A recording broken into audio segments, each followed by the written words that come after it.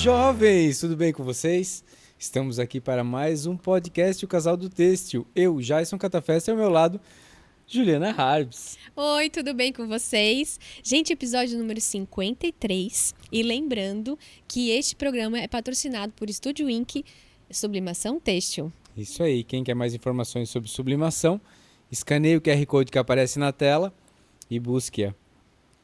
Todas as informações estão lá, hein, gente? Redes sociais, sigam a gente lá. Isso aí. Jason, hoje no nosso episódio, estamos recebendo pai e filha. Sim.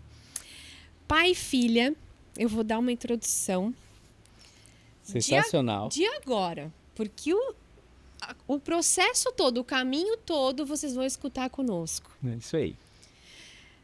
Hoje, Enio Costa e Edna Schultz, falei certo, Enio? Shoes. Aham. O Alfaiate e Filha oficial são a rede social deles. É a rede social deles. Hoje eles estão no YouTube e Instagram.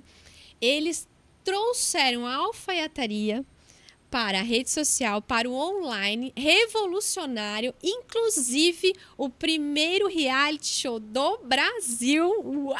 Uau, demais. Na área têxtil, e eles vão contar todo esse caminho que é longo e maravilhoso, eu imagino que seja, e eu acho que vai rolar lágrima aqui hoje. Imperdível, jovens. Imperdível, jovens. Sejam muito bem-vindos, Enio e Edna. Bem-vindos. Prazer.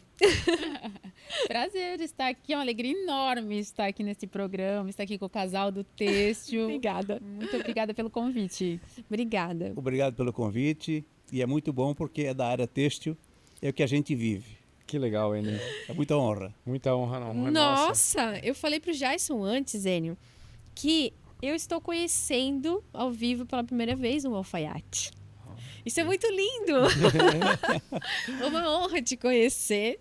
O Jason já conhecia um alfaiate, né? Sim. Eu não conhecia ainda. Eu fiquei pensando assim, nossa, eu não conheço um alfaiate ainda. Eu não acredito, né? É uma honra te conhecer. E eu Obrigado. acho que tudo começa com você, né, Enio? Começa. Exatamente. Então, eu quero dizer para você que um alfaiate nada mais é do que um ser normal. Boa! É, normal, mas também com muitas ambições e, digamos assim, que não desperdiçou a oportunidade quando lhe foi dada. Que legal. E observei que vocês falam muito, se dirigir aos jovens, né? Sim. É que todo jovem, ele, no início, ele tem muita dificuldade em saber o que vai fazer. Sim. Então ele estuda isso e aquilo. Então eu quero dizer que, às vezes, a oportunidade está do lado dele. Ele busca em outro lugar, né? Não presta bem atenção na vez que o pai e a mãe estão dirigindo. E eu quero dizer que mais ou menos assim foi que eu iniciei. Quando comecei aos 13 anos, para vocês terem uma ideia, por que surgiu a alfaiataria depois. Mas eu tive uma experiência dos 13 anos, justamente um ano. Eu fui trabalhar, por quê? A necessidade da família fazia com que, eu estava dentro de um orçamento. Foi um tio que me criou, e eu estava dentro de um orçamento familiar. Então, o que ele disse para mim? Quando eu fiz 13 anos. Enio, eu tenho uma olaria para você trabalhar, porque o que você vai ganhar na olaria vai dar uma renda que nós podemos comprar uma geladeira. Eu digo, legal. Eu só obedeci. E aquilo passou um ano. É um serviço muito forçado, para quem não sabe o que é olaria. Olaria que faz tijolo, lida com barro e tudo mais. Pesado. É, pesado. E aí, então eu fiquei durante um ano. No final de ano, como naquele tempo era tradição de, quando chegar Natal, Páscoa, sempre se fazia roupa nova. Então esse tio passou em uma alfaiataria e quando ele foi buscar o traje dele, o proprietário perguntou assim, você não tem ninguém em casa lá que queira aprender essa profissão? Não tem um menino lá? Ele sabia que esse meu tio tinha filhos, e eram 5 filhos e mais 2 sobrinhos maiores. Um deles era eu. E ele disse, Enio, o alfaiate me perguntou lá para mim se tinha alguém que quisesse aprender a profissão de alfaiate. Você quer? Então eu fiz uma avaliação entre o peso do tijolo e a agulha. Boa. Perfeito. E na sombra. Digo, legal, eu vou. Certo. Então você encerra esse ano, o ano que vem você vai na alfaiataria ver como é que é o negócio lá. Eu entrei na alfaiataria 18 de janeiro de 1972. Que demais. E aí começou o processo. Como eu sempre tive facilidade em aprender e gostar de desafios, então fui, né, perseverante nessa alfaiataria. Chegava lá já talhando, cortando. Não. O aprendizado, primeiramente, era o passo a passo mesmo. Primeiramente era fazer barras. Na prática, o que eu tinha que aprender, essa habilidade? Eu saí de uma olaria, um serviço pesado, sim. e passei a lidar com agulha.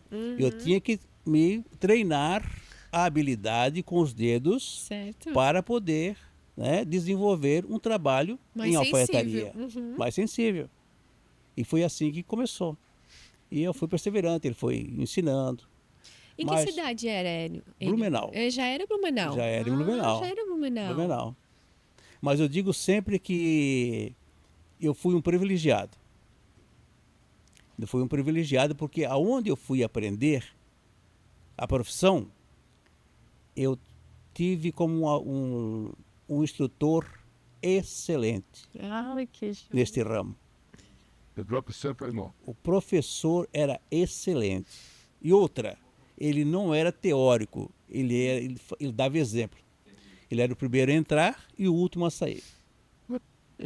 E Entendeu? já ensinando os aprendizes o segmento de por que ele tinha que trabalhar a disciplina em alimentação, o horário de chegar, o horário de sair, quantas horas nós tínhamos que fazer por dia. Eu orientava tudo isso. E eu achava aquilo interessante, aquilo me enchia os olhos. Né? E eu era outra, também gostava de aprender. Eu sempre colado nele. Mesmo jovem, não sei porquê, mas eu achava aquilo interessante, a vontade dele. Ele estava sempre trabalhando, sempre trabalhando. Então, quando estava cortando, eu estava ali, né? Também ficava com ele mais tarde na alfaiataria. Muito professor. Opa, é Rudolf Stank. Rudolf Stank. Não deixa graça para ele. Nossa. Exatamente. Então ele era um excelente profissional. Tanto é que em 10 anos ele conquistou patrimônios assim incrível. Que legal. Lembra a primeira peça que fez de cabo a rabo? Calça. Completa, a calça. Calça. Começou fazendo calça. Mas antes disso, o primeiro aprendizado era fazer o bolso de trás da calça. Depois fazer o bolso lateral da calça.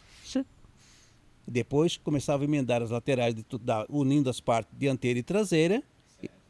Esse era o segmento. Mas, por incrível que pareça, um dia eu tive o momento que tive que decidir. Quando eu fiz os bolsinhos de trás e bolso da frente, eram bolsos embutidos, mas que aparecia esse bolsinho que era um espelhinho. Que eu fiz os 4 bolsos, muito empolgado, porque terminei aquele bolso naqueles dias. Um dia eu fiz 4 bolsos, empolgadíssimo. E cheguei no outro dia, eu não observei que as 4 vistas do bolso estavam do avesso. Ele disse, Enio, foi muito bacana, você produziu, você alcançou, mas está errado. Você vai desmanchar. E aí eu falei para ele, não, eu não vou desmanchar, eu vou parar, isso aí não serve para mim. E isso não serve para mim, não tem jeito. Eu vou desistir. Aí ele fez a seguinte pergunta. Voltou? Você não quer desmanchar? Não está disposto? Não. Mas então vamos fazer o seguinte. Você fica até o final do dia hoje. Depois você diz, não vai embora agora. Depois, Sabe o homem. fica até o final do dia. Vai se acalmar primeiro, vai se acalmar. Aí, para me acalmar, ele me colocou para desmanchar os bolsos. Boa. Meu Deus, tratamento de choque. Logo, eu não tinha para onde correr. Certo. Se eu não ia embora, tinha que desmanchar o bolso. E o bom é que no final do dia eu disse, eu vou continuar. Que legal, né? Vou continuar. E que bom que escolheu assim, né? E estou nessa até hoje. Graças a Deus.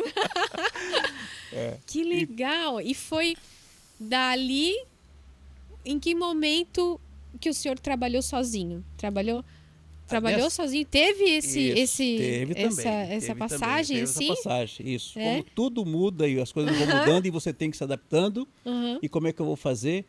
Já tentei desistir, mas acontece que você tem uma... Vamos dizer assim, a direção, na verdade, que tem algo maior do que você. Mesmo que você não queira, mas você vai ter que obedecer. Entendi. E foi o meu caso. Eu obedeci. Fiquei ali 15 anos com eles. Que escola. 15 anos. Mas o negócio cresceu tanto que por fim ele já tinha loja, já tinha. Entendeu? Ele migrou para a loja e. Né, porque dava muito mais. Aí nos 15 anos, eu saí da alfaiataria, ele me deu uma máquina, a máquina que eu aprendi, ele deixou levar, a tesoura, Que legal. porque eu pedi para ele, que senão ele não ia dar não. Inclusive, desses 15 anos, ele não me ensinou a cortar. Não! Não, Que Nem fazer a modelagem. interessante. nem modelagem. Ó, Só a execução mesmo. Só a execução das peças. Entendi. Blazer, calça, A montagem, né? isso. Uhum. Então, só que, como eu tinha muito interesse em conhecer, nesse período, eu fui para o têxtil. 4 anos eu trabalhei na indústria têxtil. E aonde resolvi montar a alfaiataria. Com aquela dita máquina que eu ganhei. Certo. Por quê? Tentei vender a máquina, ninguém quis comprar.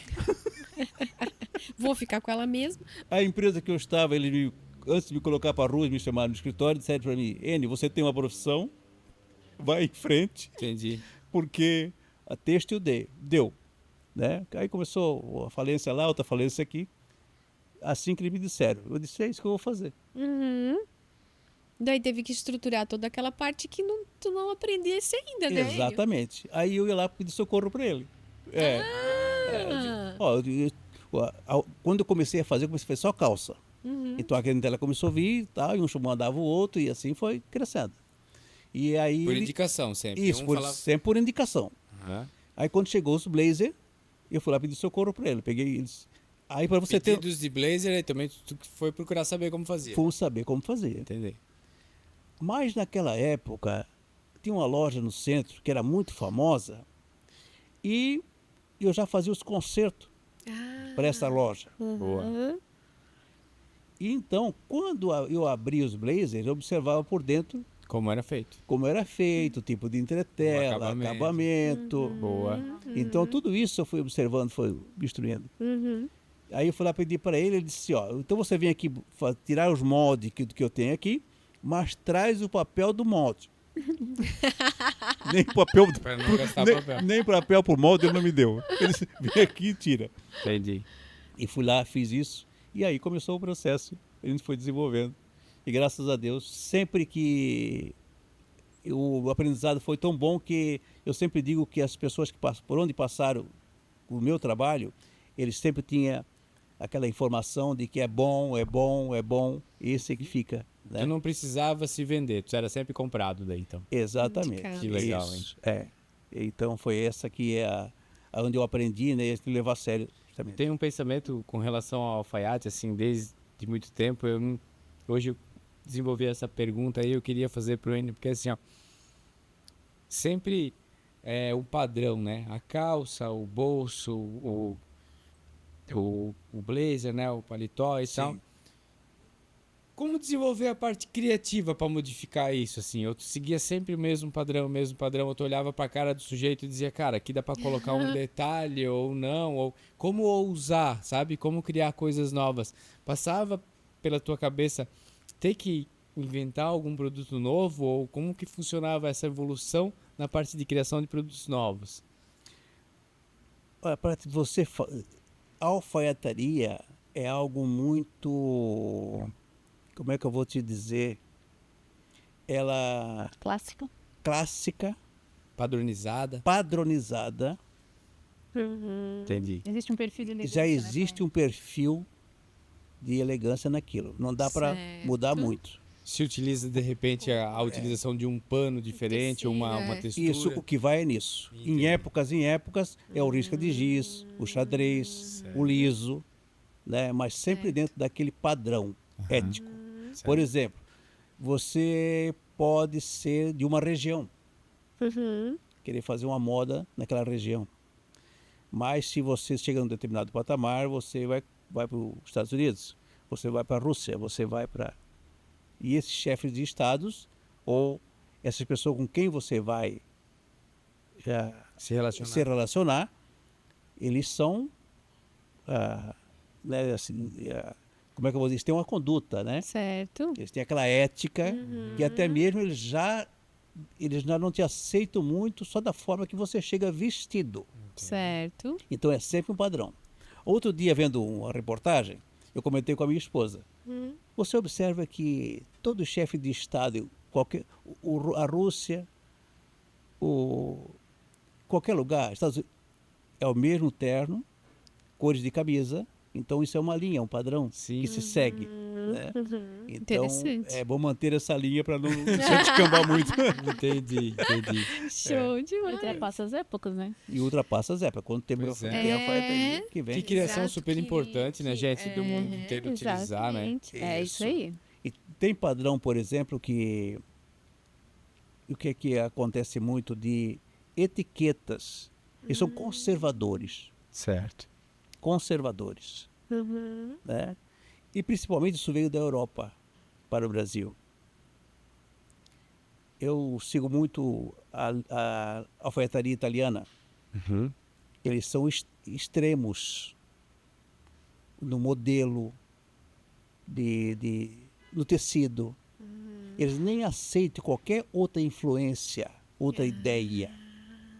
É aquilo e pronto. Aquilo bem E feito. bem feito. Muito bem Exato. feito. Muito bem Basicamente. feito, no caso. Entendeu? O estilo de bolso vai naquela linha. Por exemplo, os bolsos do blazer, os embutidos, aqui o bolsinho de lenço, né? Eu tenho uma grife na Itália que eles mantêm até por exemplo, a pontinha do bolso. Quem olha para aquele traje sabe Ah, que é aquela que era grife. aquela marca que Que fabricou. Entendi. Que legal. Em São Paulo, por exemplo, isso é de origem italiana que E domina.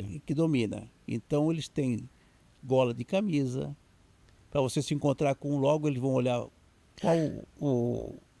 de onde é o tecido que foi usado. Se não for de tal fábrica, né? Poxa, você não está com a fábrica tal. Sim. Você está vestido com Olha, outra. Ele tem uma outra visão, entendeu? Exato. É outra visão, né? Isso. Que lindo isso, que importante. Para o nível, né? Então Sim, você tem que viver sim. momentos e momentos. Sim. Né? Como está lá em cima que você vai chegar. Uhum. Né? Então isso é muito importante. A alfaiataria traz tudo isso. Que legal. Em que momento Edna aparece em sua vida para te trazer coisas novas ou uma bagunça na sua Ou quebrar todos os teus Oh, giz. exato. O giz é, Como isso que aconteceu, desenha. Pra fazer o molde. Enio? Sim. Isso, que desenha. Uhum. E a Edna tem esse que ela, eu não sei se é contra o giz, porque se ela está fazendo qualquer coisa, é para quebrar um giz, ela não gosta de quebrar logo primeiro, né, quando que ela chega na alfaiataria, o primeiro que ela chega, ela já quebra Já, já para esse aqui não funciona já direito, para me dá tirar outro. do sério, né? Então, mas E tu tem todo os carinho pelo giz, certo? né? Ciúme pelo Exatamente. Isso giz. acontece até hoje. até hoje, giz e tesoura. Esbarra no giz e- Eu sempre comento para umas alunas, né? Eu digo, o teu amor pela alfaiataria ou por costura, quando você deixar cair uma tesoura no chão e der uma dor no coração, aí começou a verdadeira costureira. Boa! Verdade. Entendeu? Que legal. A Edna sempre foi presente e eu não observava. Que emoção. Começo. São dois chorão É. aqui, tá? Vocês não têm Ela bola. ia para alfaiataria. Ela ia para alfaiataria, já pequenininha. Pai, eu trazia um deveres do colégio e ia para alfaiataria, que ficava distante da minha casa, assim, uns 1000 metros. E lá ela começava a fazer desenhinhos, isso e aquilo. Mas eu sempre tinha a ideia, já formado anteriormente, eu achava que o meu filho mais velho, eu tenho um filho mais velho, esse ia ser o alfaiate. A gente sempre coloca uma expectativa em alguma coisa nesse Não, tipo. que- Errou. Isso, aí... Não foi? Não. Eu coloquei ele na máquina uma vez. Ele acelerou aquela máquina, não tirava mais do pé e dava risada. Entendi. A máquina, né? a máquina rrr, e ele, poxa, que legal a máquina, que legal a máquina. Eu disse, levanta, vai, Aí Dá não é um o teu tempo. lugar. deu pra ti. Ela que ia fazer ia me visitar e fazer o deverezinho ali, ela já ficava ali. E assim foi de 9 aos 15, né? É. Mas aí aos 9 anos, eu observava que ela sabia da linha, o giz. Ou dizia, não vai comprar aviamento pro pai. Então tinha a loja do centro que me vendia aviamento, já me conhecia. E ela ia. Com 9 aninhos, pegava o ônibus ia. Saía e voltava saía com e tudo voltava certo. com tudo certo. Boa. E às vezes eu mandava o irmão para cuidar dela. Mas quem Mas fazia quem fazia a compra era a ela. compra era ela. Sim, boa, boa. Aí, então, isso seguiu. Quando chegou dos 15 anos, 15. ela estava na alfaiataria e eu tinha uma demanda muito grande de um Um pedido grande. pedido grande de os motoristas de uma empresa que fazia calça, camisas e várias coisas. Ela estava na máquina, eu olhei para ela. Você vai começar a fazer os bolsinhos, vê só. Eu já estava tão obcecado porque ela fazia os bolsinhos traseiros, igual eu aprendi. Só se ela fizer os bolsos traseiros das calças, já me ajuda. Sim. E ali começou o envolvimento dela com a alfaiataria. Era Genial. difícil, Edna. É.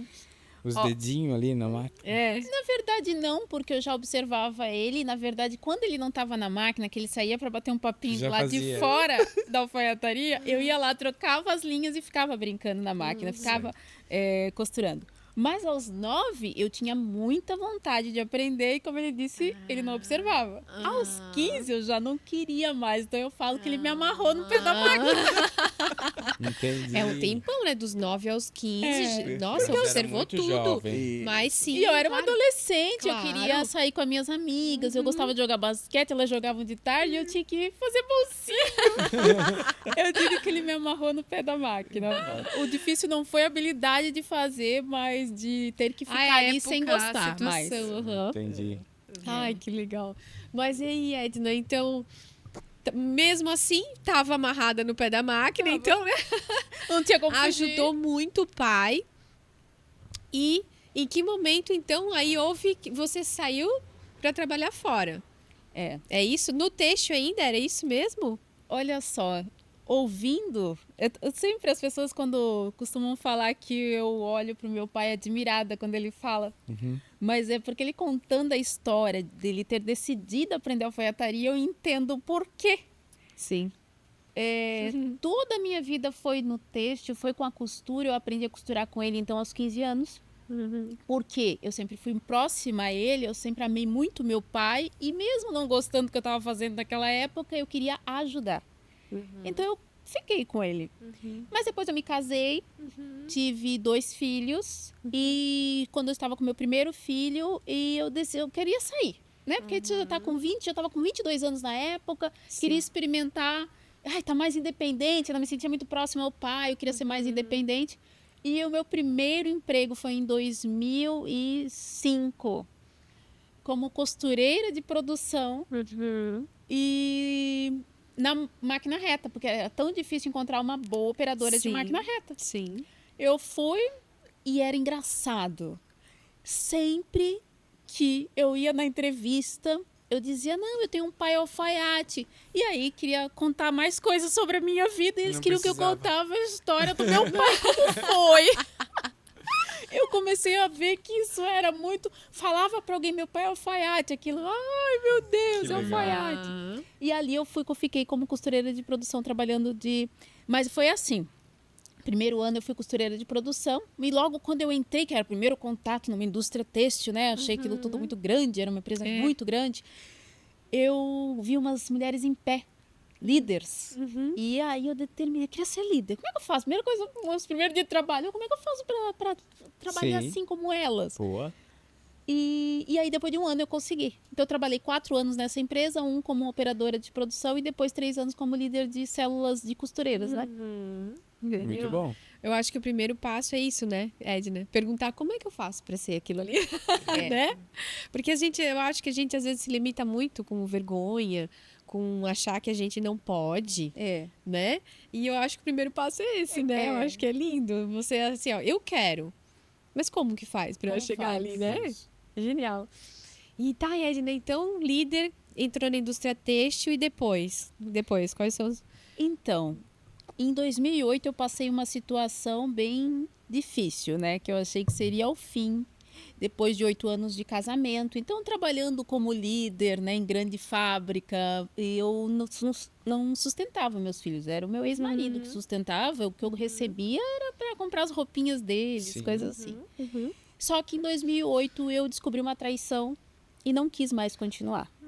Eu estava grávida da minha menina, a Lindsay, com 8 meses na barriga. E o meu filho, então, com 6 anos. E nunca mais tive contato com meu ex-marido. Eu realmente estava sozinha. Depois de 8 anos de casada. Eu só tinha R$ 75 e uma máquina de costura. Eu nunca me esqueço que era a semana do aniversário do Rian, meu filho mais velho, e eu não tinha nada assim para comer em casa, assim, o que eu tinha era um arrozinho com carne moída, e eu preparei o aniversário dele, eu preparei, nós dois sentamos, lembro como se fosse hoje, nós dois sentamos na mesa e eu vi a carinha triste dele comendo aquele arrozinho. Eu só pensei assim, ó, eu vou ser um orgulho para meus filhos. Foi o que passou na minha cabeça, eu vou ser um orgulho para meus filhos. E dali foi muito forte porque eu saí para procurar um emprego. Assim que passou tudo, eu já tinha pedido a conta dessa empresa, porque aí eu queria tal. E eu saí para procurar um emprego e foi muito engraçado, porque onde eu ia, as pessoas diziam, o teu currículo é muito bom. Você vai voltar para costura. Tudo que eu queria era voltar para costura, eu só queria um emprego. Precisava. Sim. E no teu currículo é muito bom, muito bom. Até que uma empresa têxtil me contratou como líder de costura de amostra. Ai, que Certo. joia. Nisso eu já tinha voltado para casa dos meus pais. O pai me cedeu uma meia água no fundo do terreno dele com as 2 crianças. A mãe me ajudava muito com os pequenos. E eu fui para o mercado de trabalho. Lá eu descobri a modelagem. Eu fiquei 15 anos praticamente trabalhando com o meu pai. Só que eu não gostava de cortar também. Certo. Quando eu entrei nessa fábrica e eu vi as modelistas saindo com um bom carro, eu comecei a me interessar pela modelagem. Virou a chave. Tchum. Sim. E aí eu vi que elas ganhavam bem. E eu pensei, eu vou aprender modelagem. Como é que eu faço para aprender modelagem? Eu cheguei para a encarregada da empresa e disse, olha, eu vou aprender modelagem. E ela disse para mim assim, mas tu tem que saber que nem todo mundo serve para isso. Eu acho que tu deveria continuar aqui na sala de amostra. Eu não queria te perder. Eu acho que sim. Era o ciúme.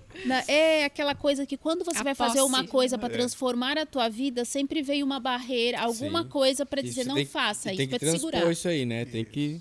E eu olhei para ela e transcender. disse, mas não ganha mais? Ela disse, ganho. Eu disse, então eu vou conseguir.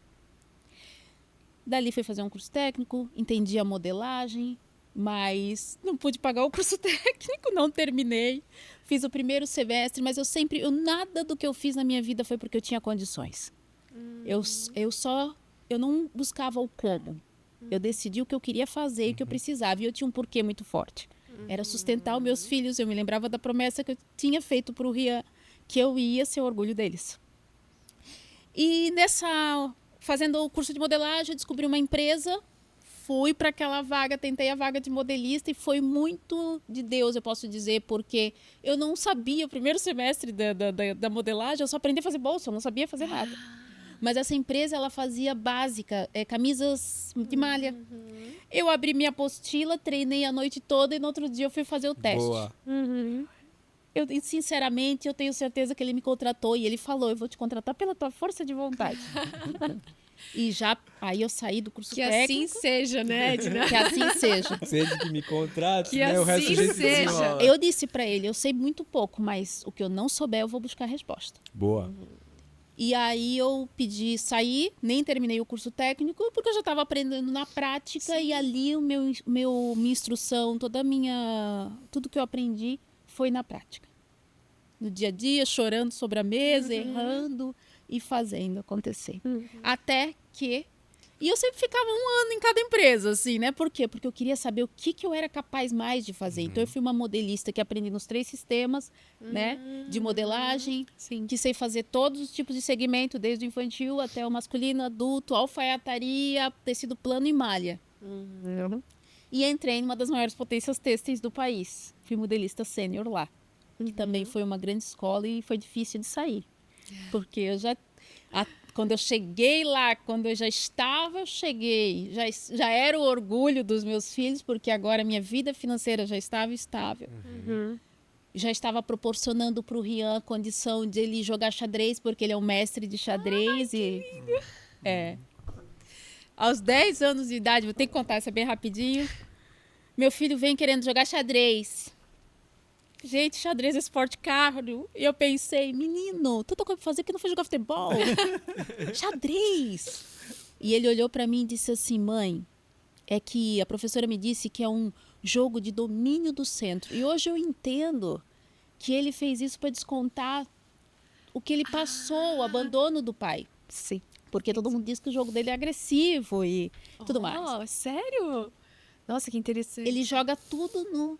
E o que aconteceu? Ele era um menino de escola pública e os primeiros jogos dele, ele foi lá e ganhou de meninos de escola particular que tinham treinadores mestres. E ele só tinha aquele treino da escola pública. Sim.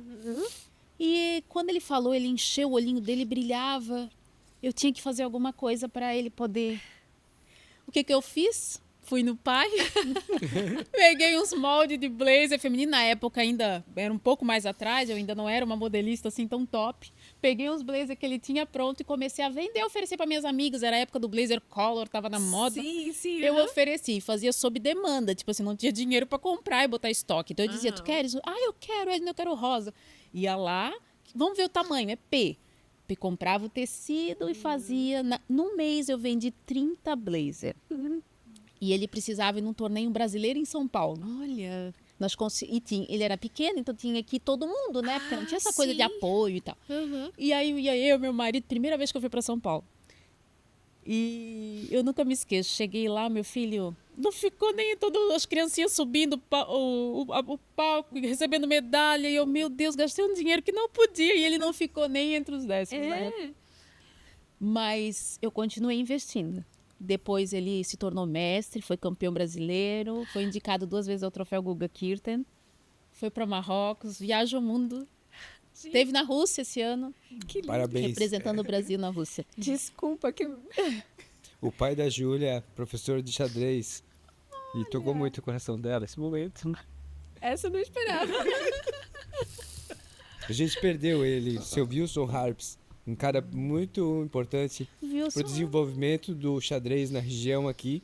Deu aula de xadrez em várias escolas também. Elaborou vários campeonatos. Ele amava isso. Que legal. Que lindo. Que interessante ouvir você falar do filho. Gente do céu. Tá, então... Meu, que realizada que tu ficou. Nossa. Que tu... conseguisse proporcionar para ele. Sim, foi a máquina de costura, eu sempre falo, a máquina de costura foi a primeira patrocinadora do meu filho. Porque dali a gente conseguiu levar eles em vários torneios, porque ele precisava aparecer e ele foi respondendo, ele foi jogando, ele conseguiu nos primeiros, sair da escola pública, conseguiu uma bolsa na escola particular, então foi proporcionando não só para ele, mas como para a irmã dele também. Então é muito forte isso pra gente, porque mudou totalmente a história dele. Que ele podia estar fazendo qualquer outra coisa, podia estar nas drogas, mas não, o esporte ajudou com que ele evoluísse e se tornasse o que ele é hoje. O pai esporte é o sempre caminho. falava, o pai dava, desviando um pouco do assunto, né? O pai dava aula de graça numa salinha de catequese do bairro, mas ele dizia que ele só dava aula para quem viesse com o boletim só com nota boa. Que legal. Frequência na sala e o boletim com nota boa. Aí, ó, podia chegar que era aluno dele de graça. Sim. E aí que a gente via que ele gostava muito, né? Porque se dedicar, né? Enfim. Mas que bonito. Parabéns. Eu acho que um dos aprendizados, a gente como mãe, ouvir os filhos, a gente aprende muito com eles. Sim. Porque o fato do Rian ter entrado no xadrez e a gente ter apoiado mudou totalmente a nossa história também e a nossa realidade, porque a gente começou a conviver, a sentar em outras mesas. Certo. E ter O outro xadrez tipo não de- mudou só a vida dele, mudou a vida da Mudou a família vida da toda. família. Até gerações atrás, É. como a sua. Isso. Que legal, hein, vô? Ah, que orgulho, hein, vô? Então, nossa, essa grande empresa, você estava muito feliz e adaptada. E aí, o que aconteceu? Ficou quanto tempo nessa empresa? Olha, eu fiquei 5 anos. 5 anos. Mas era a empresa que eu queria entrar. Então, eu trabalhava muito feliz. Eu gostava muito. Que delícia. Mas chegou aquele momento de fazer aquela reflexão e eu queria sempre fazer mais. Eu comecei a dar aula também em instituições paralelo com o meu trabalho. E quando eu comecei a dar aula, aí eu senti que eu podia fazer mais pelo mundo. Desde muito nova eu sempre queria fazer a diferença. Eu achava que eu acredito que todos podem fazer a diferença por pequenas atitudes ao seu redor. Perfeito. E quando eu comecei a dar aula, eu sempre falava para minhas amigas, eu dizia, gente, professor é aquela profissão que talvez nunca vai ser reconhecido financeiramente, mas ele vai além, ele consegue transformar uma vida. Verdade. E aí fiquei com aquilo no coração, né? Queria dar aula, e como é que eu faço e tal. Até que eu comecei a projetar isso num caderno. De vez em quando eu sento para rever meus cadernos. Essa empresa que eu trabalhava todo ano, tinha as festividades, dava um caderno pra gente e eu na hora do almoço ficava escrevendo o que eu queria. E eu escrevi lá, eu sou muito feliz nessa empresa, só que eu me sinto um passarinho na gaiola, eu olho pela janela, um dia de sol, e eu fico pensando que eu poderia fazer mais. E até que eu decidi pedir a conta. Mas por que também eu decidi pedir a conta? Porque eu e o pai, o conhecimento dele, eu percebi trabalhando nessa empresa com os modelistas, que era um conhecimento que poucos tinham acesso. E o primeiro momento era, pai, você precisa compartilhar esse conhecimento com o mundo. Verdade. Porque um dia eu tive dificuldade para fazer a modelagem de uma calça e eu lembrei do pai. Foi aí que foi o regresso. Ali agora eu já estava bem, já estava, né, aparecendo o pai, só pai, oi, tchau, né? E um dia eu precisei fazer uma calça e a calça ficou horrível e eu não sabia como corrigir. Aí lembrei do pai que os clientes diziam, ai, seu Enio, que calça maravilhosa, como veste bem. Eu disse, agora eu vou ter que voltar lá e ele vai ter que me ensinar essa receita. E ele me ensinou. Quando terminei, eu fiquei maravilhada. Eu disse, pai, você precisa ensinar isso. Tem muitas modelistas que não têm esse conhecimento. E ele topou. Na hora, assim, ele não ficou reflexivo. Você faz, como é que... nem... Não, ele aceitou. E nosso primeiro curso presencial foi para modelistas de grandes empresas. Começou no presencial. Sim. Então, nós fazíamos workshop. Eu te ajudo, pai. Eu dizia, tu só compartilha, né? Ajudar não, dar uma fugida. Fica aí agora. Assume aí, pai. Assume aí, né? E aí, ele começou dando aulas de modelagem de calça para modelistas na nossa cidade mesmo, em Blumenau. E aquilo foi enchendo uma turma, foi enchendo outra turma, foi enchendo outra turma. Até que eu decidi pedir a conta. Eu ia dar aula no Instituto Italiano, aqui na região, e também ministrar as aulas, então, presenciais com o pai. Mas, gente, eu sou alienadíssima. Eu não assisto televisão, não sei de notícias e tal. Eu peço a conta, uma semana depois acontece a pandemia. Não, pedi a conta, eu já estava com o salário que eu queria, tipo assim, nem para dizer se eu vou receber a rescisão e... Não, pedi a conta, saí com a mão na frente e atrás, tinha o dinheirinho do mês. E aí, eu pedi a conta e veio a pandemia. Meu Deus. Não, na época eu tava cumprindo o mês de aviso, eu falei pra minha coordenadora, não, mas se tu quiser, Eu tô aqui. se tu achar que ainda tá muito apurado pra eu sair, acho que a gente pode revogar. E ela não revogou. O meu pedido foi assim mesmo, vai. E agora? E O que agora? fazer? E aí eu comecei a observar que as pessoas ensinavam modelagem e costura online. E eu, meu Deus, como é que eles fazem isso? E disse, pai, a gente pode ensinar online. Inclusive, nessa instituição italiana, eles iam fechar a porta. Eu disse, não, por que a gente não ensina online? Me ligaram da Itália, o professor disse, mas como você quer ensinar online? Não, as pessoas aprendem presencial. Eu digo, eu dou um jeito. E aí, também abrimos uma turma online nessa instituição. E eu e o pai começamos. Vamos fazer uma live. E o online, o pai também? O pai... E o meu marido, então, com essa parte de tecnologia, não é comigo. Eu disse pro meu marido, tu filma aí, abre a live, descobre como faz esse negócio. O celular, gente, o pessoal pensa que tem que começar com o top do top. Pode falar marca aqui? Não pode? Pode, o que tu O quiser. iPhone. Gente, a gente começou com um celular, assim, bem ruim. Não precisa, né, Edna? Não precisa precisa. começar Precisa ter vontade. Ter de vontade. dedicação, né? Gente, eu ainda tenho as gravações disso. Tudo escuro. Tá, Edna, mas assim, surpreendente, assim, o teu pai, né, cara? Nossa. Tipo, se reinventar, se modelar, Eu as tô vendo que tu gosta de circunstâncias, puxar o né? saco do pai, né? A gente é apaixonado por pessoas mais experientes. Não, mas A gente é apaixonado pelas Porque histórias das se a pessoas. gente, às vezes, né, no meu ponto de vista, acha tudo tão atropelado, as mudanças que vêm acontecendo no mundo, tá. quem já teve uma visão do que acontecia um pouco antes da gente existir, deve ser ainda Década mais de 60, extraordinário, de deve ser 70. mais assustador, de repente, todas essas alterações que aconteceram no planeta, né? Pois é. Exatamente. Mas você tem que até ter como lição o seguinte: o que você fez ontem, você apaga. O teu futuro é hoje. Por isso é que eu não tenho problema de me adaptar a qualquer coisa que vem para mim. Então você não tem que pôr dificuldade. É sempre a disposição. Certo. Só vai. Só vai. A disposição em fazer.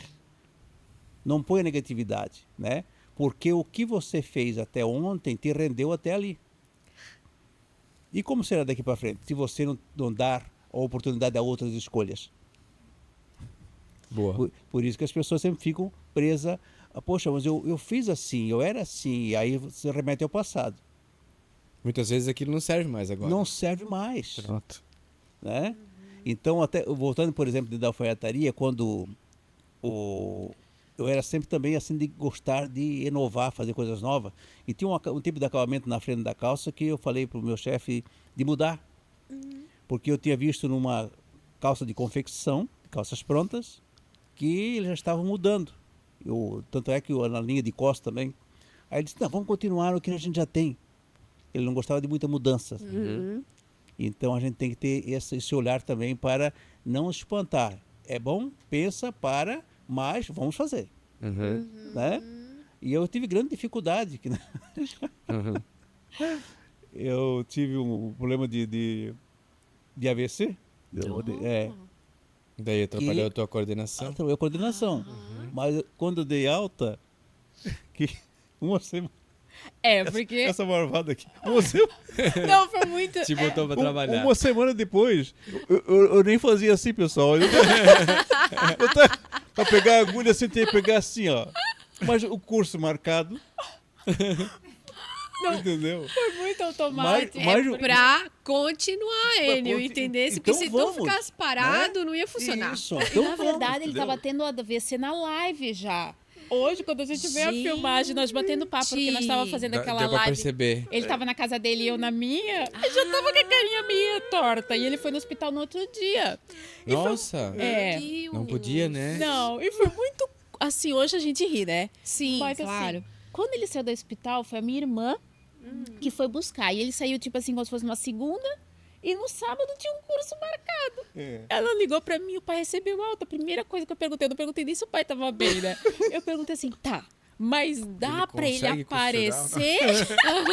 Como é que tá o rosto dele? Ela, ele tá com a carinha um pouquinho torta, mas acho que dá. Eu disse, tá, então tá bom.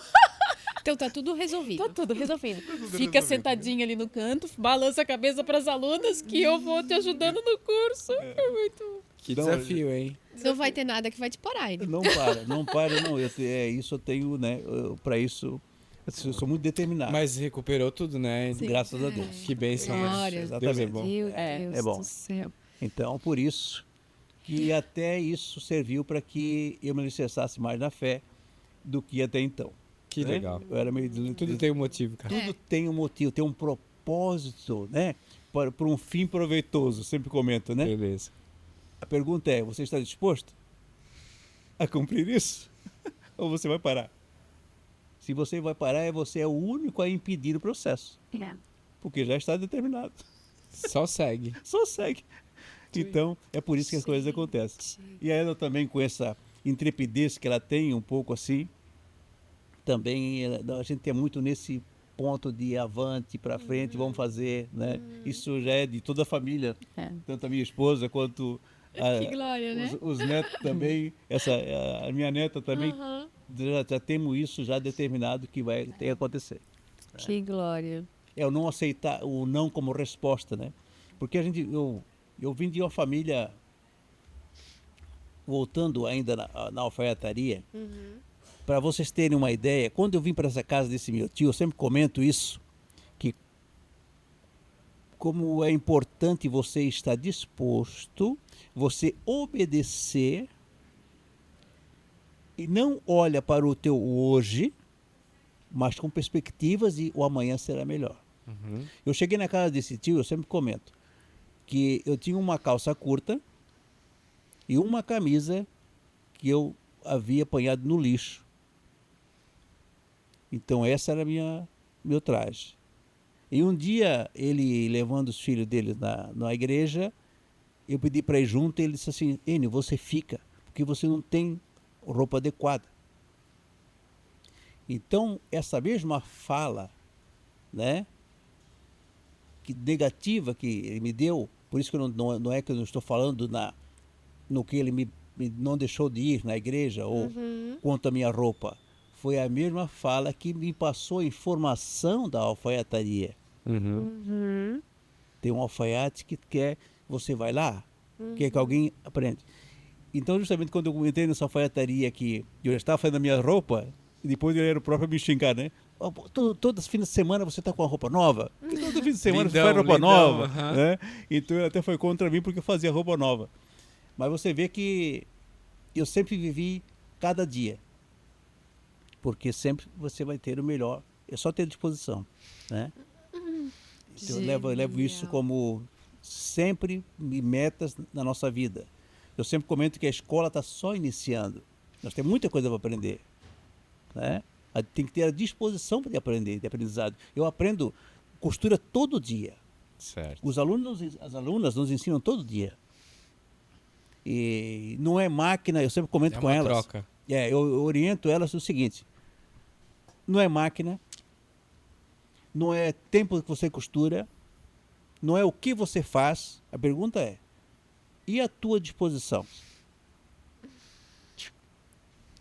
Porque a tua disposição é que faz a diferença. Não é o circunstancial. Não é dinheiro. Nada. Vamos fazer. Quando você se dispõe a fazer, logo o universo ele retribui ao teu pedido. Porque a natureza é assim. Pô, tem um terreno baldio ali, ó. A máquina passou, tá lisinho, lisinho, lisinho. Você deixou ali 30 dias, você começa a nascer mato. Por quê? Produz naturalmente. Uhum. E o ser humano, às vezes, coloca objeções. É isso, é aquilo, Mas se isso, Mas- mas se aquilo. vai ser aquilo. E não é nada disso. É você a negatividade da coisa. Né? Igual se botar à disposição, vai acontecer. É tudo nosso. É só ir fazer e pegar só e ir construir fazer. pra É. frente. Mas é isso mesmo. Voltando ao caso do André, do esposo dela agora, ele também era CLT. E ele... Interessante que quando eu estava dando os cursos, né? Que ele... Então o André era responsável por buscar o bolinho para o café das alunas. Então ele buscava o bolinho e deixava ali. E aí nós chamava ele, André. Não, isso aí não é para mim, eu tenho a minha empresa lá. Cada um com a sua parte. Cada um né? com a sua parte, né? Para não misturar as Mas coisas. todo mundo tinha que contribuir um pouquinho, que daí ia dar certo, Isso. né? E hoje ele também começou com aquele celularzinho. E ele faz todos os vídeos, aí muitas vezes ele edita, comprou câmera, o estúdio que tem hoje de gravação. Tem mais de 4 câmeras. E é tudo, ele vai aprendendo, vai buscando, tá? Essa parte também nós temos que dar para o André, que o André é sensacional. Eu brinco muito com ele, né? Eu disse, rapaz, é tão bom que ainda vai ser um alfaiate. Porque ele ouve meus cursos e tal, né? Ele já está assim, ó. Escuta, Já tá dando palpite já. Façam assim. eu dando curso de blazer, aí ele disse, ó, mas esqueceu lá na barra ali. Ele já orienta. E tá ligado. Tá ligado, Meu sabe? Deus. Então é muito, muito legal. Sensacional. Mas é a equipe, né? É a equipe de equipe. vocês. É a equipe agora que perfeitamente. juntas, trabalhando junto, Juntos. é que vai dar certo. É, que dá certo, né? Edna, então assim, se não fosse a pandemia, tu não terias um novo desafio. É verdade. Foi um novo desafio. Agora, o mais bacana dessa história toda é que o começo da escola foi querer que as pessoas, e principalmente mulheres, por conta da minha história, né, de ter ficado sozinha e tudo mais, aprendessem essa profissão que sempre foi um diferencial na minha vida, porque aí eu fui entendendo, as pessoas valorizam, tem uma costura diferente, tem um detalhe diferente. Agora, o que eu não sabia é que esse conhecimento transformaria a vida financeira de milhares de famílias do Brasil. Perfeito. Que o que eu e o pai estava construindo, o que a escola estava construindo, não era mais um cursinho online, Era mudança, transformação. mas um movimento de transformação que tem mudado o Brasil através da costura. Então, cada curso, cada vez que nós aparecíamos numa live em que as pessoas, na verdade, comentavam assim, Edna estava depressiva, minhas máquinas estavam com os panos por cima. Quando eu vi vocês, eu tirei tudo, agora comecei a costurar. Olha, eu nunca vendi uma peça, agora eu consegui vender um blazer por R$300 e consegui comprar uma caixa de leite. Que responsabilidade, né? Foram essas, então, mulheres sonhando grandes sonhos, com 60 anos fazendo faculdade de Direito. Outras, depois dos 40, se redescobrindo da profissão, porque tinham uma profissão anterior e descobriram que era a costura que queriam. Meninas de 16 anos querendo costurar para poder ajudar o pai em casa. Então, é uma verdadeira transformação. Vai além de agulha e linha. É isso que a gente tem criado hoje. Eu li aqui, Edna, são 12 mil alunos em 24 países. 12 mil alunos em mais de 24 países do mundo inteiro. Aonde vocês chegaram. Aonde nós chegamos. E aonde ainda vão chegar, né? Seu Enio? Na verdade, hoje eu entendo que eu e o pai a gente tem um propósito. Verdadeiramente, essa causa. Fiquei durante muito tempo esperando alguém se levantasse, porque a indústria da beleza se posicionou. As cabeleireiras, olha, a área da beleza, ela é valorizada. E não teve ninguém que se levantou em prol da costura. Logo, o setor têxtil, o segundo maior setor do país, as costureiras, aí não tem qualificação, mas realmente não tem. Não teve essa qualificação, é difícil. Hoje eu entendo que eu e o pai, a gente se levantou realmente para esse movimento. Essa é a Tanto nossa que as missão. fábricas, as maiores fábricas, até fazem para si mesmos, né, treinamentos. Sim. Porém, não existem as escolas apropriadas para isso. Né? É isso mesmo. E o que aconteceu com essa grande mudança, mulher no mercado de trabalho, exigiu-se o quê? Muita alfaiataria. Alfaiataria, Nossa, alfaiataria, desconto. muito. A indústria que não faz alfaiataria, É, hoje, verdade. agora, como é difícil você encontrar uma costureira que faz um bom acabamento de alfaiataria? Uma modelista que faz alfaiataria. Até porque o ensino disso sempre esteve na mão de pessoas mais teóricas e não práticas. E eu sempre achei interessante que vinham muitas alunas na época do presencial que queriam estudar na Europa e precisavam passar com o pai para ter no currículo a alfaiataria. Outras vinham, não, Edna, eu quero fazer uma comparação do artesanal com o industrial para poder levar para minha empresa. Essa transformação que a Alfaiate Filha tem feito. E outras que nem sabiam ouvir falar em acabamentos, costureiras que não sabiam que é uma entretela. E aí eu fui descobrindo um Brasil também que faltava muita informação. E é isso que a gente tem mudado a história. E graças a Deus tem acontecido, né? Tem feito muita transformação. Saber que nós somos um indivíduo e nós temos dentro de cada um valor. A gente tem que se perguntar, qual o meu valor? Para você não vender barato aquilo que você tem. E na maioria das vezes, essas costureiras que a gente se dirige, elas venderam a autoestima. Vai além. Trocaram. Então a gente tem que fazer uma mudança primeiramente na mente.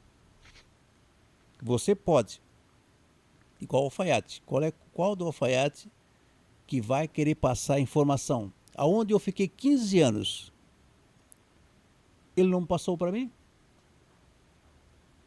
Porque ele era meio torrão nesse ponto de não dar muita informação. Ele ficava diferente comigo porque eu não largava, né? Eu estava sempre junto e olhava. Eu na insistência. Eu observava, tudo eu observava, como ele cortava, como ele riscava, como ele desenhava.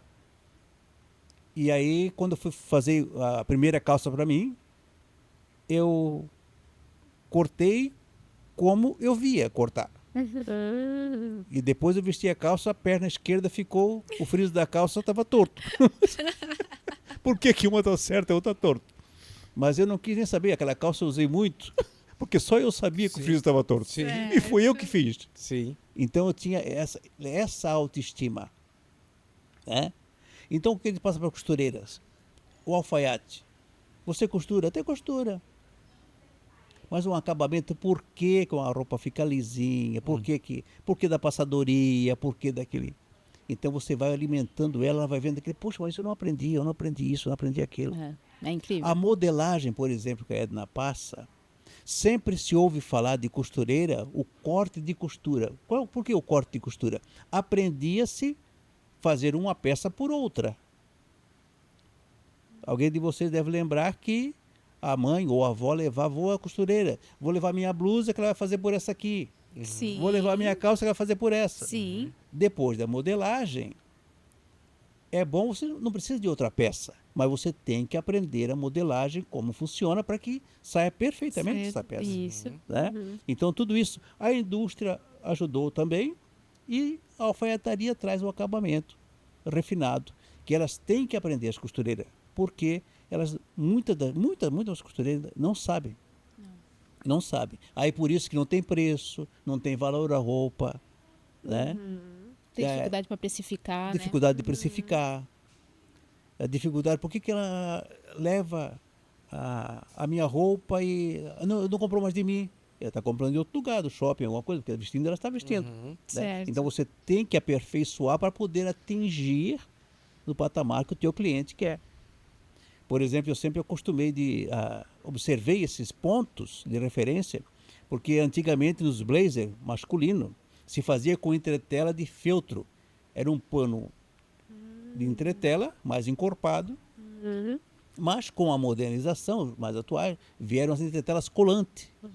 Então essa é a dificuldade das mulheres de passar para elas a informação, que agora a entretela colante, dá mais flexibilidade ao tecido, né?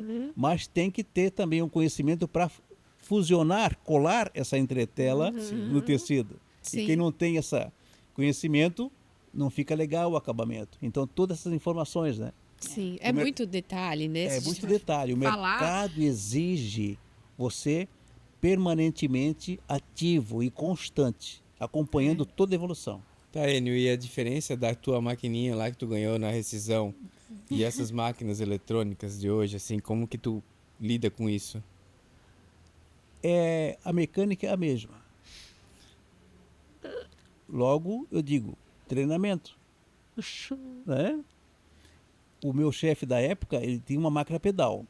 Nós já pegamos a eletrônica. Certo. E agora vem com tantos mil pontos, 8.000, mas...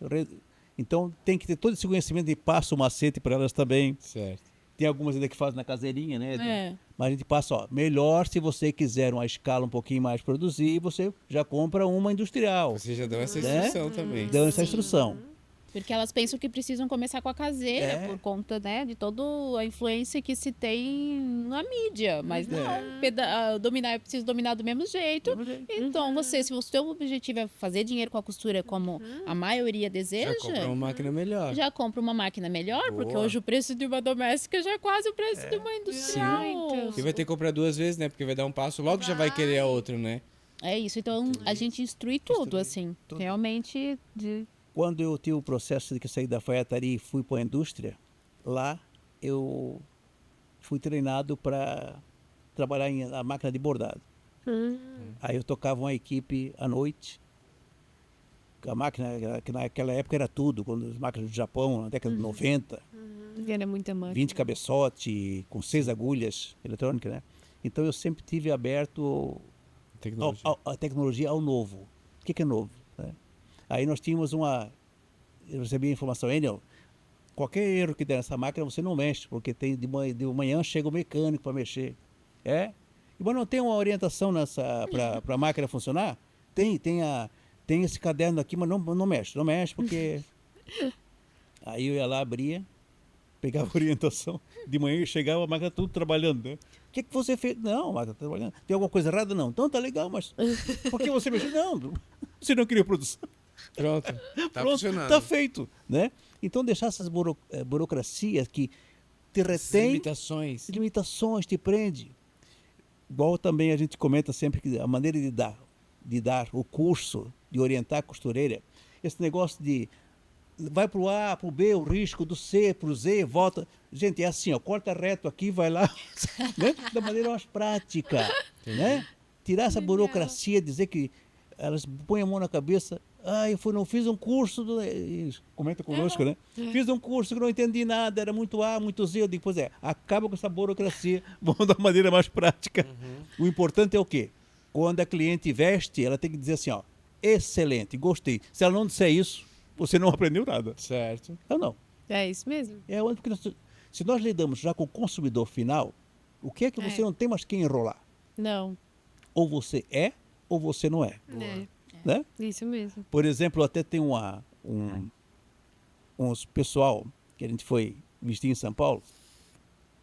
Nós fomos lá tirar a medida e eles falaram assim, ó, o Enio vai fazer para nós os trajes aqui para ver como, né, vai ficar e tal. Então, eu fiz os trajes e não foi provado nada. E lá, quando nós fomos entregar, eles estavam todos na sala de reunião. Os trajes chegaram e tal. Agora vamos ver como é que ficou o traje do alfaiate e tal. Então, na frente de todos os homens ali, né? Agora eu pergunto para você, imagine se o teu traje não fosse, né? Ficasse largo, ficasse isso, aquilo, mal passado, cheio de ponta. Né? Eles vestiram e Deu rock. eles não se entenderam. Poxa, que legal, já saíram vestidos ali. Né? Então é assim, você é aprovado. Né? E ali é na prática. Como é que é? Eu tô percebendo que os dois são assim, né? Pra frente, vamos fazer, bora, se não é assim, é assado. Isso. Nós vamos- bem na E- prática. Então hoje vocês vivem disso, Edna? Enio? Vocês fazem trajes em ocasiões especiais para outras pessoas? E mais os cursos? Na verdade, eu sou empreendedora com a escola, né? Fui toda idealizadora da escola, eu toco alfaiate e filha. Certo. O pai ainda continua, além de ser o expert da escola, continua com a profissão dele de alfaiate, mas hoje com alfaiataria mais de luxo, Certo. né? Voltadas para grandes empresários do Brasil. Uhum. E eu tive que aprender, então, também a ser empreendedora, né? Né? Porque de CLT, né? Eu sou uma excelente modelista. Mas o crescimento da escola foi muito grande. Então, o primeiro ano tinha lá, começou o curso, abriu 10 vagas. Certo. Era do curso presencial. Daqui a pouco já tinha 500 alunas. Daqui a pouco já tinha 1.000. E no outro ano, o crescimento do alfaiate filha foi o crescimento de 200%, 300% de um ano para o outro. A ponto de a gente ter mais pessoas na equipe, a equipe de criação de conteúdo, é isso, é aquilo. Então, onde chegamos a 10 funcionários, né? Entre também os internos e externos. E aí eu me vi empreendendo. O que eu faço com isso tudo, né? E o mais engraçado é que aquele caderninho que eu escrevia na época que eu estava trabalhando, eu dizia que eu ia ser empreendedora aos 45. Olha! Hoje eu estou com 43. Então, antecipou o sonho. Antecipei, né? E tem sido maravilhoso. Assim, hoje eu realmente faço... Eu realmente, é uma verdade, quando a gente trabalha com aquilo que a gente gosta, a gente não trabalha. Eu sempre digo, eu desfruto o tempo inteiro. E... Porque é algo de transformação. Cada vez que eu entro numa mentoria com as alunas, e é engraçado, assim, elas não querem me contar da peça, o que elas aprenderam, a técnica, não, elas querem contar a transformação que está acontecendo na vida delas. Estou vendendo, estou prosperando. Que riqueza. Que pra ti é uma felicidade. Mulheres do Nordeste que, antes eu cobrava R$70 uma peça, agora eu estou aprendendo como precificar, já dobrei. E ninguém está reclamando. Então, isso é muito legal.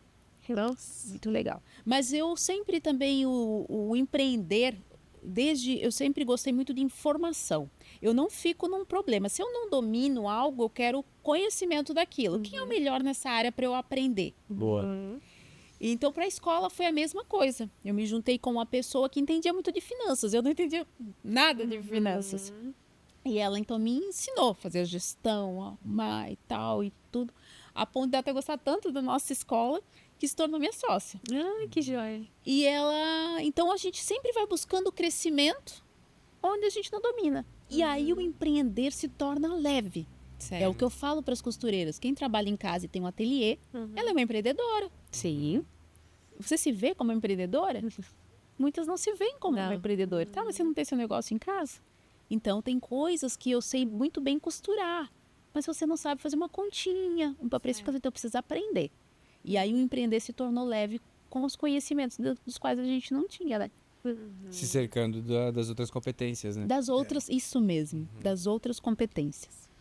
Que história, hein, Dá gente? medo de pensar onde é que esses caras vão Não. parar. Não dá alegria, né? Alegria. Curiosidade, né? Porque a gente quer saber ano a ano agora como vai acontecer. Então, hoje, vocês também fazem os lançamentos, né? De turmas especiais, de cursos especiais ou de cursos diferentes, né? Na verdade, a gente se divide assim, né? O pai, não conheço ninguém melhor na costura, né? Eu já trabalhei em várias empresas, então eu levava as dicas dele para o pessoal dentro das indústrias. Certo. E eu na modelagem. Então, a gente tem um curso hoje completo de modelagem e costura, porque o que acontece? Costura é o fim. O molde é o início de tudo. O que aconteceu com essa costureira, ou quem que deseja iniciar, precisa começar do início. Certo. Tudo que começa bem, termina bem. Então, ela precisa iniciar na modelagem e continuar o processo daquela peça na costura. E aí, ela não vai ter dúvida, ela vai ter segurança. Então, os eventos, hoje o Alfaiate Filha, nós não temos só os cursos pagos. Nós temos um compromisso com esse movimento do Brasil. Então, realmente, a gente faz eventos gratuitos que juntam milhares de pessoas. Que legal. E elas aprendem a fazer uma peça. E tem mais, a gente ensina elas a venderem essa peça. A gente eu digo assim, ó, se não quiserem movimento, nem chega perto da alfaiataria. Agora, se quiserem começar a fazer dinheiro, a gente ensina, é muito engraçado que tem num momento na aula, eu ensino a técnica de faturar R$1.000 com R$0, né? Umas não acreditam, outras fazem meio com medo, e daqui a pouco começa a vir o bomba. Não é verdade, fiz a ação entre amigas, já consegui 600. A outra eu fiz, olha, a cartela encheu, tive que fazer mais uma cartela. E assim vai, e elas veem que elas são capazes, né? Algo de dentro para fora. Então, nesses eventos que nem nós vamos ter na próxima semana, o Agora Entendi de modelagem, que é onde a gente ensina realmente. Faz uma peça do início ao fim, e a que deseja empreender, vende, a gente ensina todas as técnicas para ela vender essa peça. O nome é Agora Entendi Modelagem. Agora Entendi de modelagem. É uma semana riquíssima, transformadora. Nossa, imagina. Então, com a agenda cheia, né? Vão sair daqui já, live, Muita é live. isso? Tem live de aquecimento hoje, tem várias coisas acontecendo, e uma semana como essa é bem intensa, é bem legal. Muitas pessoas não sabem o que está por trás de um evento como esse, Sim. mas realmente é só a diferença porque não tem o fator de ter um ambiente com todas ali. Sim. Mas às vezes eu fico pensando, né, que a gente coloca 30 mil pessoas, e às vezes eu fico me imaginando 30 mil pessoas, assim, tipo um estádio de futebol, né? E aí você faz uma aula ao vivo ali, 5, 4, 20 mil pessoas. Uau, loucura. Edna, tudo isso. Uau! Demais, hein? É incrível a movimentação, às vezes a gente não tem noção, né? Mas é muito gratificante, é muito Nossa, bacana. Que genial. Os feedbacks depois que a gente recebe é que nos traz a energia, né? De continuar todos os dias. Maravilhoso. A quantidade de acesso já mostra o quão mostra. relevante é o conteúdo, né? Claro. Se não fosse, não seria. Exato, essa frase é muito certa. A gente tá terminando o nosso tempo, só que a gente precisa falar de uma coisa muito importante ainda. Primeiro reality show do Brasil. É isso? É isso. Quando eu vi, eu não acreditei. A minha prima Nádia, não agradecimento, Nádia. Tu que sempre agradece quem indica. Eu adoro agradecer quem indica as pessoas para nossas entrevistas aqui, porque ela já tinha... Nádia, obrigada de novo. A Nádia Venturi, né, nutricionista linda, maravilhosa, tinha contado a história de vocês, e eu não sei se eu tava numa correria, alguma coisa, e eu não anotei e tal, e acabou no esquecimento. Até outro dia ela tava na minha casa e falou: ô Julie, tu chegou a ver lá de novo aquele Instagram e tal? Aí me deu aquele clique, eu assim, eu esqueci disso. Ela me mostrou de novo, eu disse, meu Deus do céu. A gente tava num churrasco lá em casa, né? Aí a gente chorou, outras pessoas choraram. Eu disse, não, eu preciso conversar, conhecer eles. E aí, conta, Edna, desse reality. O que aconteceu? Diante de tanta transformação, o desejo que nasceu no nosso coração foi mostrar a vida secreta dessas mulheres que fazem a moda do Brasil e não são valorizadas, né? E algumas pessoas, quando eu penso em reality, chamam a estilista. Não, a gente realmente chamou as mulheres, o chão de fábrica, as Essas executoras. executoras. Então, através de uma seleção de histórias, nós reunimos essas mulheres em 4 dias de desafios, finalizando com a peça que elas tinham feito. E o jurado escolhendo premiação em dinheiro. Que legal! Foi, vou de verdade, assim, ó.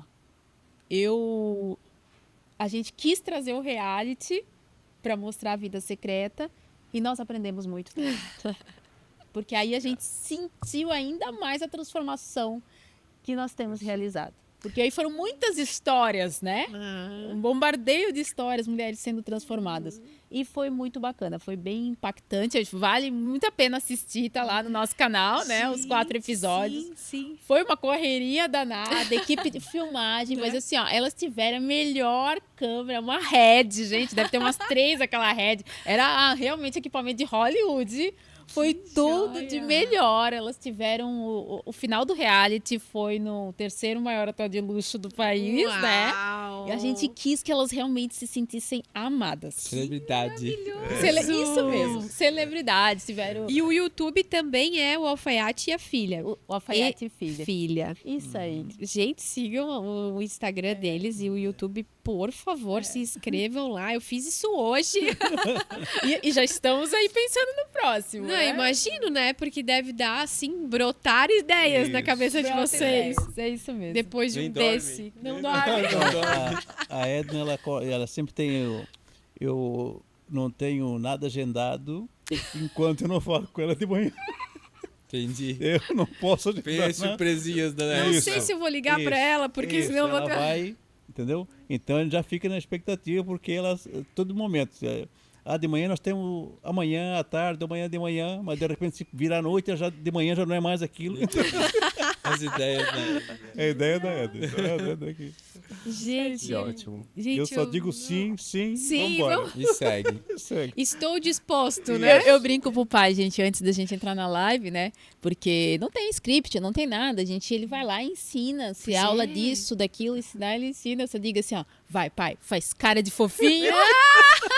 E entra. Isso é tão natural. Quando isso acontece, pessoal, tudo que a gente faz, nós temos que. O que está dentro da gente já está pronto. Então só precisa ensinar você tirar aqui de dentro e orientar isso. Né? Você não precisa anotar nada. Então é fácil as pessoas compreenderem que aquilo sai naturalmente. Entendeu? E esse que a gente quer passar com leveza, ninguém com opressão, nem com, né? Cada um no seu tempo, cada uma no seu tempo. Né? Então, além de a gente fazer os cursos, eu oriento muito para que também a pessoa crie aquela perspectiva. Você já tem dentro de você uma boa essência. Você tem que se descobrir. Certo? E se você não quer agora, é melhor você nem vir. Eu sempre comento isso. Porque não é o momento, né? Não é o momento. Certo. Assiste lá, fica na tua. Não vem agora. Pessoa, porque tem que ter disposição Vem quando for para botar pressão para realizar. para pra fazer realizar. acontecer. Não, Boa. a gente sempre orienta, né, nos cursos, né? Não deixa na gaveta. Não seja morno. Não seja morto. Nós sempre temos aquela orientação para ser ativo. Ó, como é que você diz? As calças lá, fazer modelagem de 15 dias, uma semana já entrega. Assim, a gente faz uns desafios, assim, sabe? Pra Workshop, 15 Isso. dias de acesso, porque tem que fazer para ver o resultado e já vender Tem e que ser, tal. tem que acontecer. E um Tem dos que grandes acontecer. diferenciais, porque também foi um compromisso, quando a gente resolveu fazer o online, o pai olhou para mim e falou, mas como elas vão aprender? Eu disse, eu dou um jeito. Se eu der um jeito, você vem comigo? Aí ele disse, eu topo. Mas você tem que me prometer que na casa delas vão conseguir aprender. Você vai ter que fazer a metodologia que elas consigam aprender. Boa. Esse foi o nosso pacto. Boa. Tanto que hoje os cursos online têm a tendência de ser gravados.